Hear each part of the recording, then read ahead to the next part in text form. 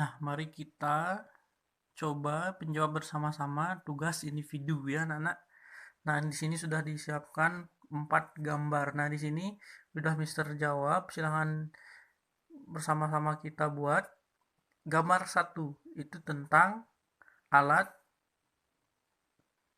block start atau tumpuan pelari jarak pendek. Itu namanya block start. Block start itu kegunaannya untuk tumpuan berlari jarak pendek atau lari sprint ya. Kemudian ini stopwatch. Namanya stopwatch, gunanya untuk mencatat waktu pelari. Ya, untuk pencatat waktu itu juga boleh ya. Kemudian gambar 3 ini bak pasir ya. Bak pasir itu gunanya sebagai media pendaratan atlet lompat jauh. Ya, sebagai media pendaratan itu juga boleh dibuat. Kemudian yang ini ada lintasan lari ya. Lintasan lari gunanya sebagai media atau tempat atlet melakukan perlombaan lari atau lomba lari. Sebagai tempat atlet untuk berlomba lari. Itu namanya ini lintasan lari. Jumlahnya 8 lintasan biasanya. Nah, kemudian kita coba menjawab penilaian harian ya untuk persiapan pasnya nanti. Di sini sudah Mister centang-centang, silang-silang ya.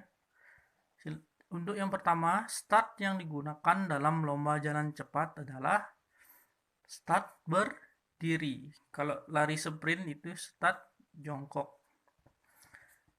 Ya.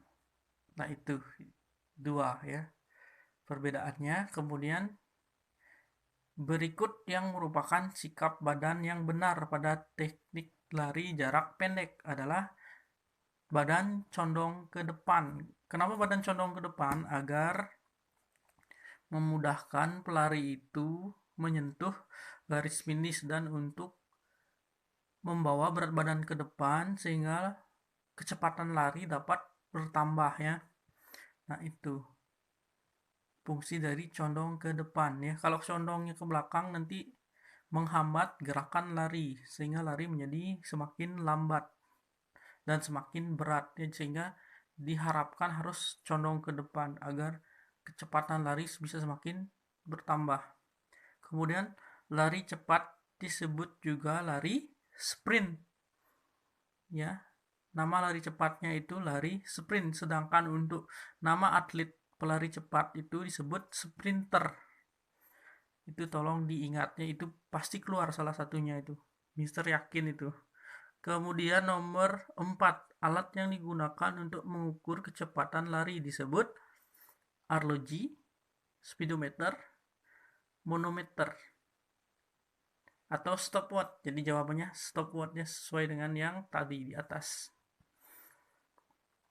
Itu kemudian sikap seperti gambar di samping adalah sikap start pada waktu mendengarkan aba-aba.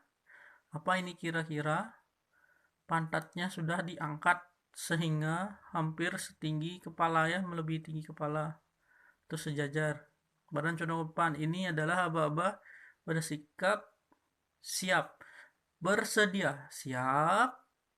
Nah, ini aba-abanya pada saat siap. Lutut kaki diluruskan sedikit ya, sehingga pantat terangkat ke atas. Itu jawabnya A, siap. Nomor 6, start block dibuat dari bahan D, jawabannya kayu dan besi. Ini juga sudah ada di sini.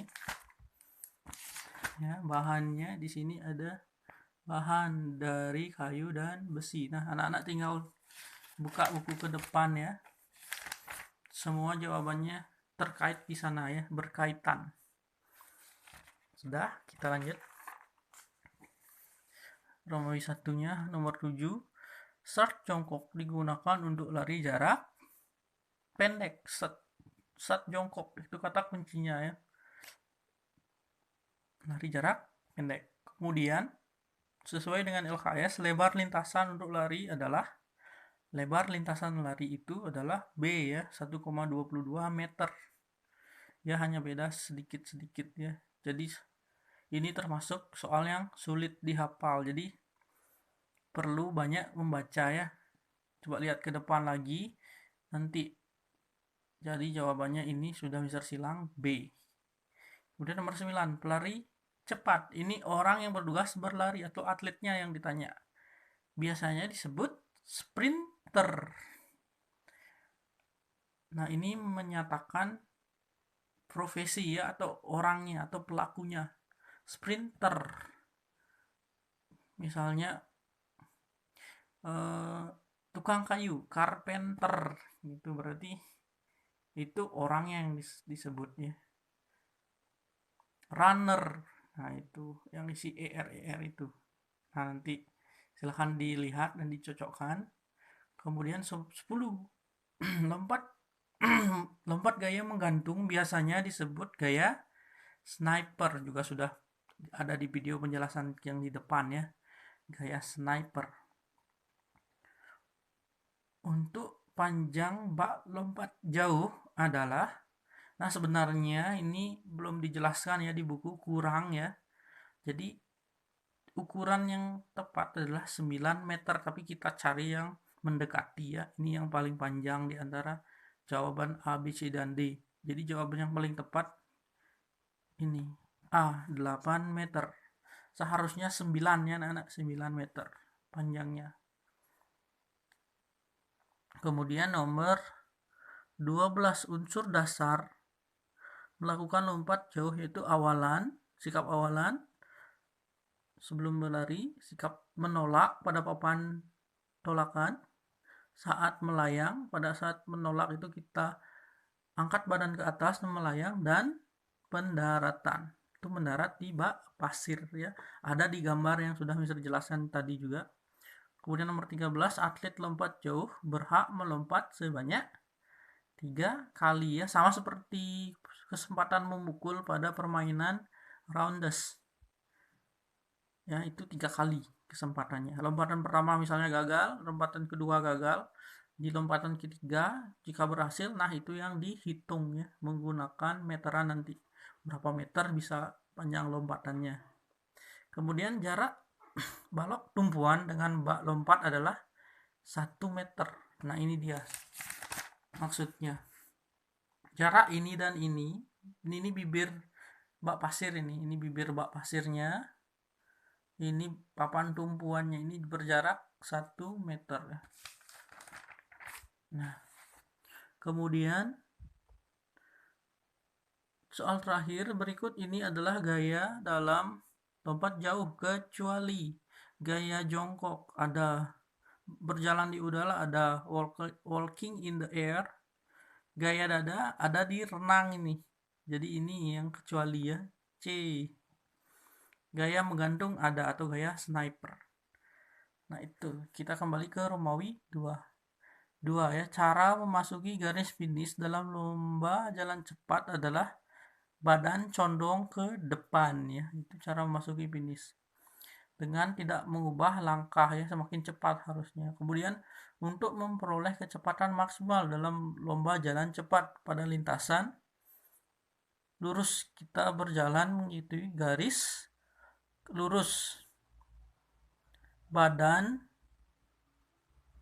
pada jalur lurus ya, sehingga kecepatan tidak berkurang.